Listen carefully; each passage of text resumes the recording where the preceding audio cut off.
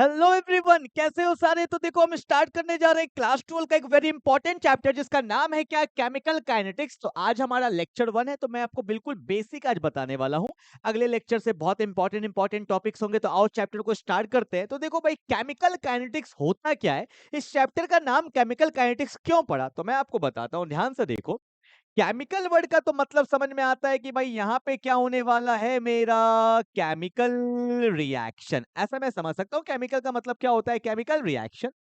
पर ये जो वर्ड है ना काइनेटिक्स, पूरा खेला यही करने वाला है। ये जो वर्ड दिया हुआ है काइनेटिक्स, ये डिराइव किया गया है एक ग्रीक वर्ड जिसका नाम होता है काइनेसिस। क्या नाम होता है, बोलो, काइनेसिस। और काइनेसिस का मतलब होता है मूवमेंट। क्या होता है, बोलो ना, मूवमेंट। और मूवमेंट का मतलब ही क्या होता है, स्पीड होता है। क्या होता है, स्पीड। पर यार स्पीड तो फिजिक्स का वर्ड है, केमिस्ट्री में कोई भी चीज फिजिक्स का नहीं लेंगे। तो स्पीड को केमिस्ट्री में बोला जाता है रेट। क्या बोला जाता है, बोलो, रेट बोला जाता है। मतलब in this chapter you have to study chemical reaction का स्पीड के बारे में, केमिकल रिएक्शन का रेट के बारे में। क्लियर है क्या। तो what is chemical kinetics, branch of chemistry। क्या बोला, बोलो, the branch of chemistry which deals with the rate of the reaction, which deals with the rate of the reaction and the factors affecting। कौन कौन से factors जिससे speed बढ़ सकता है और कौन कौन से फैक्टर जिससे स्पीड घट सकता है। तो यहाँ पे पूरा बात होने वाला है स्पीड के बारे में। तो यही लिखा है डेफिनेशन,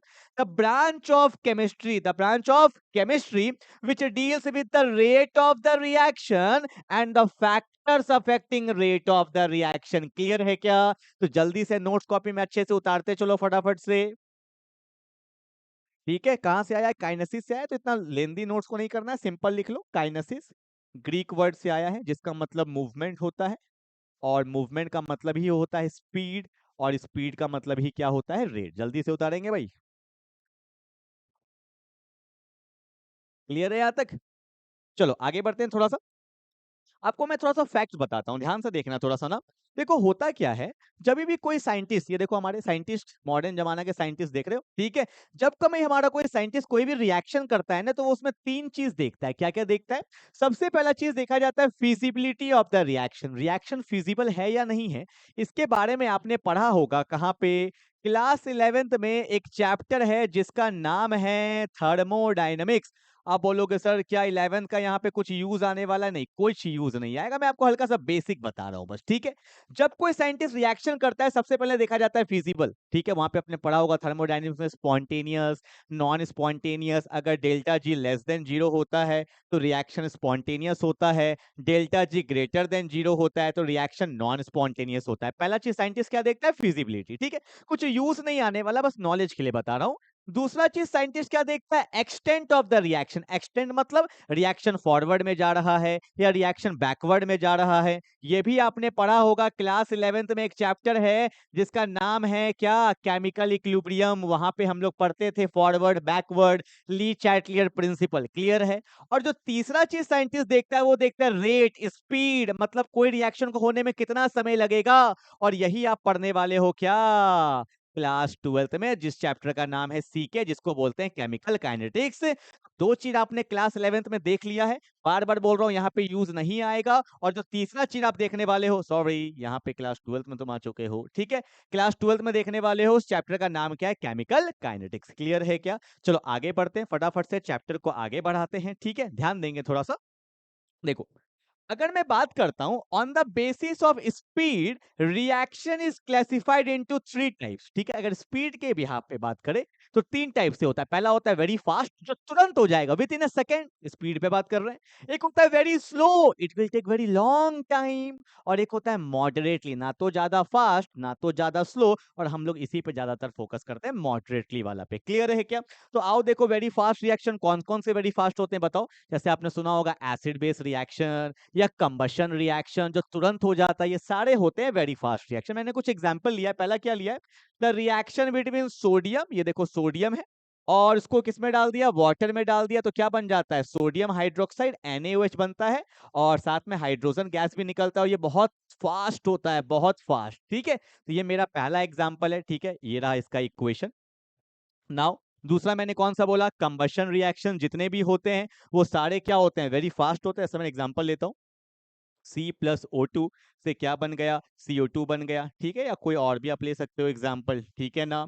नाउ एक फैक्ट का बात बताता हूँ, देखो इसको नोट करो, स्टामक, ये सब फैक्ट से आजकल फैक्ट से क्वेश्चन बहुत बनने लगे हैं। देखो आजकल आपको पता है कि एक्सीडेंट बहुत ज्यादा होता है कार्स वार्स में, उसमें क्या प्रेजेंट होता है, एयर बैग, क्या होता है उसके अंदर, एयर बैग। तो आपको पता है कि जैसे गाड़ी टकराता है एयर बैग तुरंत खुल गया, अगर एयर बैग को खुलने में समय लग गया तो आदमी खल्लास हो जाएगा ना भाई। तो वहां पे रिएक्शन क्या होना चाहिए, वेरी फास्ट, क्या होना चाहिए, वेरी फास्ट। तो कैसे हुआ, एयर बैग के अंदर एक कंपाउंड पाया जाता है जिसका नाम होता है NaN3, इसको बोला जाता है सोडियम अजाइड, क्या बोला जाता है, सोडियम अजाइड। तो जैसे स्ट्राइक किया तो स्पार्क हुआ, और स्पार्क होने की वजह से सोडियम अजाइड टूट जाता है, within a second, millisecond में टूट जाता है, और क्या होता है, सोडियम अलग हो जाता है, और यहां से कौन सा गैस निकलता है, N2 गैस, और तुरंत गुब्बारा फूल जाता है एयर बैग का, और जान बच जाता है, ठीक है।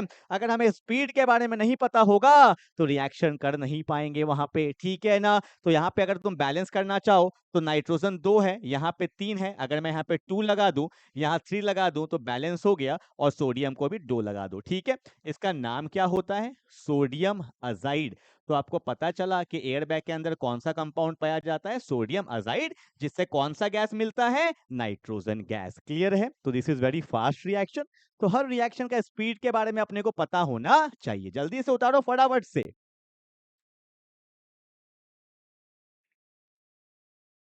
इसमें एक और एग्जांपल भी होता है, एसिड बेस रिएक्शन भी होता है, ठीक है, लिखना चाहो कहीं पे लिख लेना, एसिड बेस रिएक्शन भी फास्ट ही होता है, ठीक है। इस सब से क्वेश्चन आने की संभावना बहुत कम है, पर कभी एमसीक्यू में आ जाए, कुछ फैक्ट्स बेस्ड क्वेश्चन आ जाए तो अपने को पता होना चाहिए, ठीक है। उतार लिया क्या तुमने, जल्दी उतारो भाई। चलो आगे बढ़ते हैं, अब आता है very slow. This is a very slow reaction. कौन सा होता है वेरी स्लो, जैसे रस्टिंग ऑफ आयरन, लोहा में जंग जो लगता है, क्या डेली लग जाता है क्या, कभी 10 साल, 20 साल, 50 साल, 100 साल, 200 साल में लगता है, that is a very slow reaction. कभी पहाड़ी इलाका में जाओगे, गर्मी का मौसम है, जब भी जाओगे आप, नैनीताल जाओगे, मसूरी जाओगे, तो वहां पे कभी कभी क्या होता है ना, पहाड़ गिर जाता है, गिरता है या नहीं गिरता है, तो क्या पहाड़ डेली गिरता है क्या, कभी काल 10 साल, 15 साल में कभी काल गिरता है, इसको बोला जाता है वेदरिंग ऑफ रॉक्स, ठीक है। तो ये सब वेरी स्लो रिएक्शन है। Rusting of iron is a slow reaction, weathering of rocks is an example of very slow reaction, ये सब पता होना चाहिए, कभी कभी छोटा छोटा कंसेप्ट से क्वेश्चन बन जाता है, क्लियर है। अब आता है मॉडरेटली स्लो रिएक्शन, ना तो ज्यादा फास्ट ना तो ज्यादा स्लो। इसके कुछ एग्जांपल है, जैसे मैंने केन शुगर ले लिया, इसको सुक्रोज भी बोलते हैं।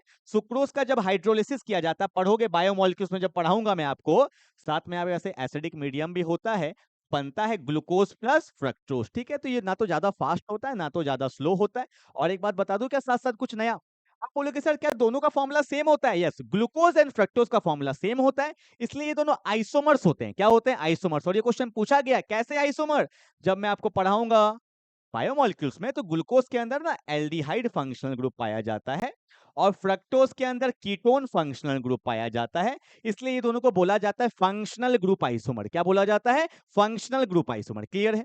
दूसरा एक और एग्जांपल है मॉडरेटली स्लो का, डिकम्पोजिशन ऑफ हाइड्रोजन पेरोक्साइड, किसको बोलते हैं हाइड्रोजन पेरोक्साइड, H2O2। जब इसको हीट करोगे तो ये टूट जाता है किसमें, H2O प्लस O2 में टूट जाता है, ठीक है।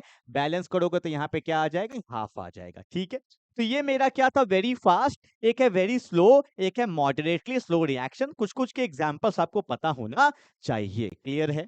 तो आज मैंने आपको ज्यादा कुछ नहीं पढ़ाया है, सिंपल बेसिक पढ़ाया है। केमिकल काइनेटिक्स क्या होता है, स्पीड 3 टाइप का होता है, very fast, very slow and moderately, और उसके कुछ एग्जाम्पल। पर यहाँ से क्वेश्चन बहुत कम बनते हैं। अब हम लोग मिलेंगे लेक्चर 2 में, और यहीं से आपका एक्चुअल चैप्टर स्टार्ट होगा, जिसका नाम है टॉपिक का रेट ऑफ द रिएक्शन। तो मिलते हैं अगले क्लास में, तब तक के लिए बाय बाय।